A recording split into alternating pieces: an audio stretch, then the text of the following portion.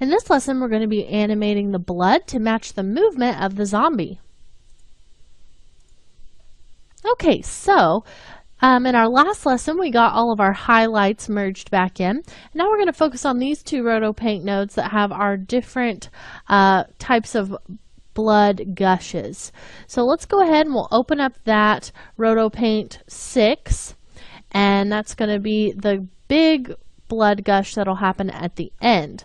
And what I want to do is make sure that these are going to have all lifetime. So if we didn't set that to all, make sure that that is set to all frames instead of just that single one. And then it's really important that you just click somewhere in there to deselect from your smears. You want to make sure you have that root selected.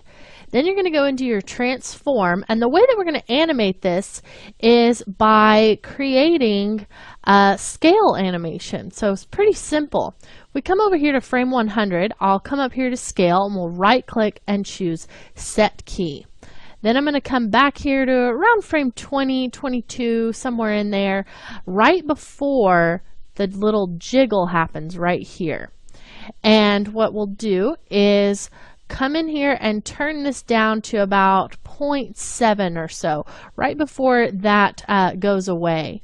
So we'll go ahead and hit play now and watch that animate through. So it kind of looks like the blood is sort of gushing down, but it also feels like it's coming from over here instead of from underneath our zombie. So we can change the center point of that RotoPaint to kind of fix that look, so it looks more like it's coming from this body than coming downhill from the rest of this blood. Now that's up to you. If you want it to look like the rest of this blood had that flow in there, you can certainly do that. I think it just looks a little bit better to be coming from over here. So we'll let the rest of those frames load up and see what it looks like, and then we'll be able to tell how far we need to move it over to the left to be underneath that zombie. Okay, so you can kind of see how it's coming from up here. So I'm going to stop that for a moment. We'll just come right over here onto frame 20 where we set that keyframe. And the center point we can just change by editing these values. So 640 by 360 is right in the middle. So if we want to go over to the left, we need to decrease the 640 number. So let's just try 600. And you can see that kind of scoots it over. So we probably need to decrease it a little more. Let's try 500. And once you start going really far, we start to get this concrete to show back up again, which is not what we want. So I'm going to take that spot and hide it all the way underneath my zombie. So that's going to probably take me down to something like 100 to get that center point all the way over here. Then I also need to move it down. So let's try 200 on the Y. There we go. That covered it up.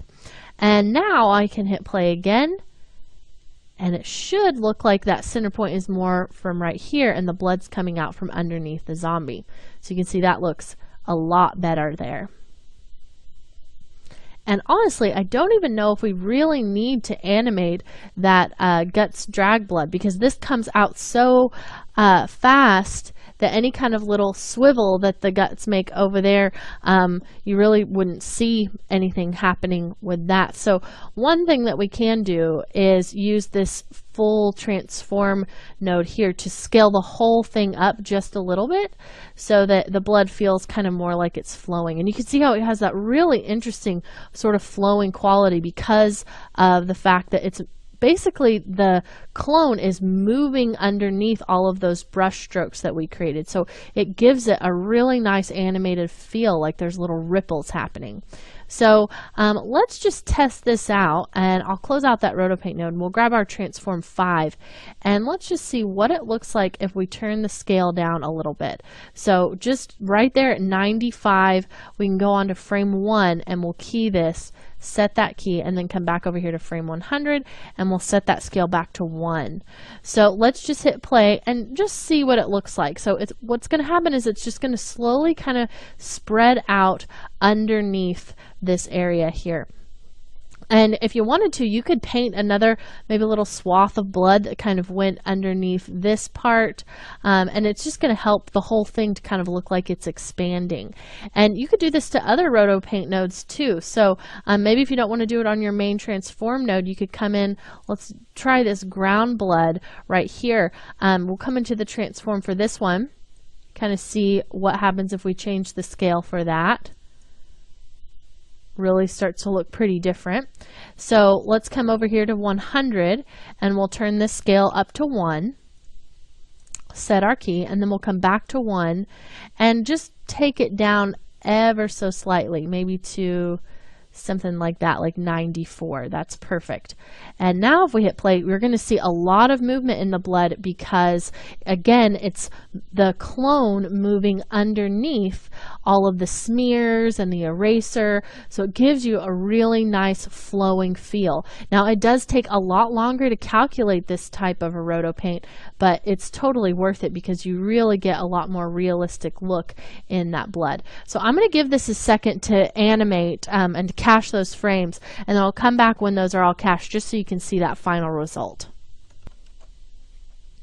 Okay, so that blood finished animating and all those frames are cached, and you can see how great that looks. So the blood really feels like it's moving across the concrete and just coming out of that zombie and really just helping to push that realism. Now I am noticing a little bit of an issue with my rotoscope here. You might want to go in and maybe edit that if you feel like it's cutting into your blood too much. And one other thing I noticed is that earlier the rotoscope up here makes a little bit of a change over the top of this area here, and we can kind of see it move. So all we have to do is come in here to our transform for the background, that clean plate, open up your transform 2, and just add a few points to that X translation. So we move it over 1, 2, 3, 4, about 5 it looks like. And then if we hit play now, that should have gotten it into position where we don't really see a ripple. If anything, it almost looks like just something that's happening in the footage where you maybe you get a little bit of a that wavy look. So we'll let that finish caching, make sure that that looks okay. Yeah, that's barely noticeable, and we're zoomed in as well. So